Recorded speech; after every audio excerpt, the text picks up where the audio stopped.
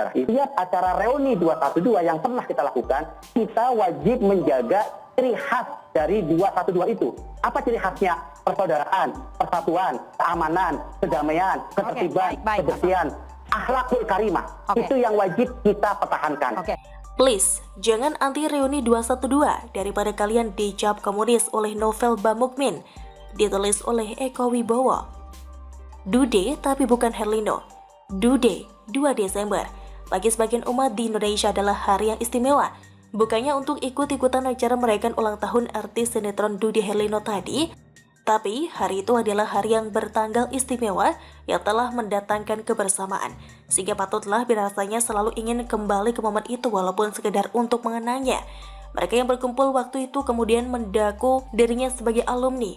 Para sesama alumni yang sudah merasa seperti saudara selanjutnya mengumpulkan diri menjadi Persaudaraan Alumni atau PA212. Sebagaimana layaknya alumni, tentu selalu ada keinginan untuk berkumpul bertemu kembali. Selain sekedar untuk melepas kangen dan agar hubungan silaturahmi tetap terjaga, juga menjadi pertunjukan bahwa mereka, kelompok ini masih ada, masih eksis. Pandemi sudah masuk ke tahun kedua, yang artinya reuni yang ramai-ramai, kumpul-kumpul, dan berkerumun ada kemungkinan tidak bisa dilaksanakan. Janjian di Monas terancam batal lagi. Padahal kalau ditimbang-timbang, acara semacam ini punya nilai arti yang sangat penting, terutama secara politik. Bukan saja karena sedari awal memang gerakan ini dulunya terjadi karena adanya peristiwa politik, tapi karena hal ini juga menyangkut masa depan. Betul, ada kelompok dan orang yang masa depannya bisa sangat bergantung dari adanya acara reuni ini. Tapi jangan artikan terkait dengan soal uang makan, nasi bungkus, atau sebungkus roti sobek lo ya. Acara reuni 212 ini penting sebagai bentuk pembuktian bahwa kelompok ini masih eksis. Mereka, kelompok yang serombongan dengan Selamat Ma'arif, Bernard Abdul Jabbar, dan tentu saja Novel Bamukmin. Nama yang terakhir disebut itu punya kepentingan yang lebih besar daripada yang lain yang akan dibahas di alinea selanjutnya di bagian belakang tulisan ini. Unjuk kekuatan itu penting, terutama bagi paguyuban ini.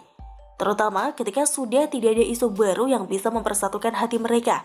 Tidak salah bila tetap memelihara isu-isu usang dan efeknya yang toh sudah terbukti berhasil. Ini betul, sejauh ini tidak ada isu besar yang bisa mereka manfaatkan dan tuai hasilnya. Bahkan saat yang dianggap tokoh utama dalam kelompok ini yaitu Imam Besar Habib Rizik Syihab di penjara pun kenyataannya tidak bisa membangkitkan gairah kelompok ini lagi seperti IBHRS di sidang sepi-sepi baik. Sementara kalau ikut-ikutan ramai-ramai isu yang terkait nasib buruh ataupun adanya aturan undang-undang yang baru seperti misalnya Undang-Undang Ciptaker waktu itu, otak mereka tidak nyampe, soalnya mereka kalau main kurang jauh. Kemudian terkait isu komunis, walaupun itu termasuk dagangan utama mereka, kelompok ini ternyata harus mau berbagi panggung dengan Jenderal Purnawirawan Gatot Nurmantio. Sudah jadi rahasia umum bahwa September adalah bulan yang ceria bagi Pak Gatot, sehingga beliau hanya akan rajin berbicara di bulan itu. Selanjutnya, momen reuni nanti juga bisa menjadi ajang menyambut kebebasan Habib Bahar.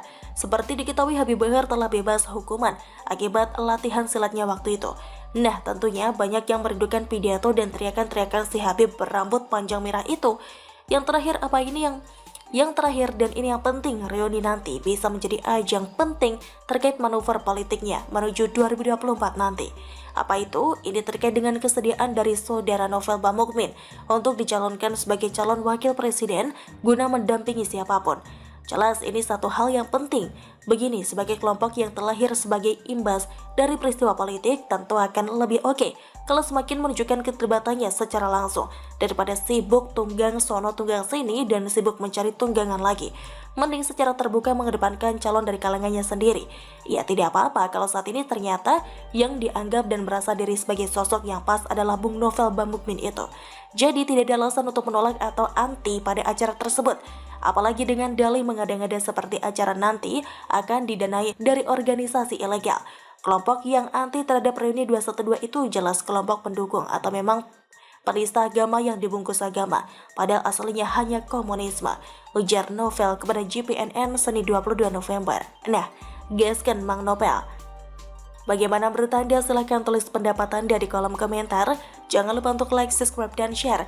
Terima kasih sudah menyaksikan channel Siwar TV.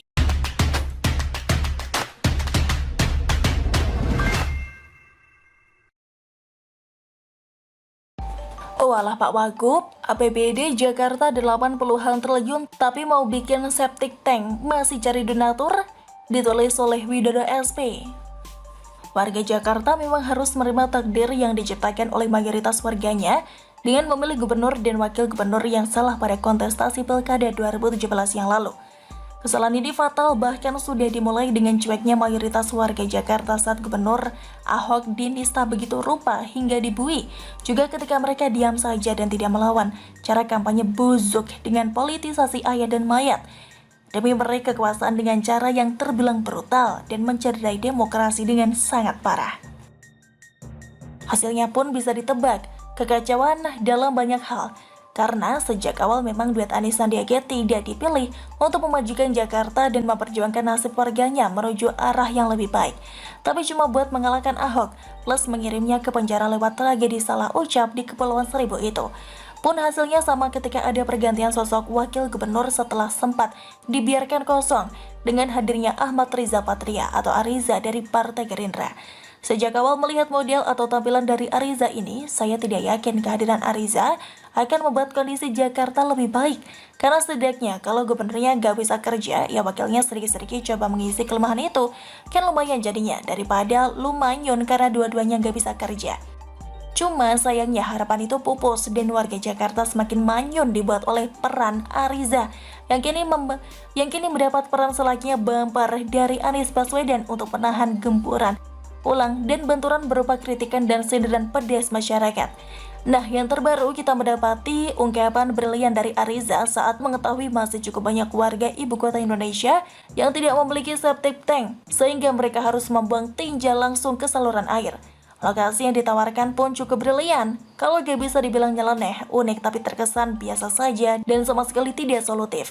Warga yang mampu membantu warga yang tidak mampu, saya kira itu baik ya. Warga yang mampu harus berikan bantuan juga kepada yang tidak mampu. Di antaranya tadi soal septic tank, ujar Ariza. Sampai di sini mulai terdengar lucu dan wagu. Karena kebiasaan lepas tangan yang kita tahu dimiliki oleh DKI 1 tampaknya mulai menulari Ariza. Lah, sejak dulu ngapain kok tidak diprogramkan untuk pembuatan septic tank?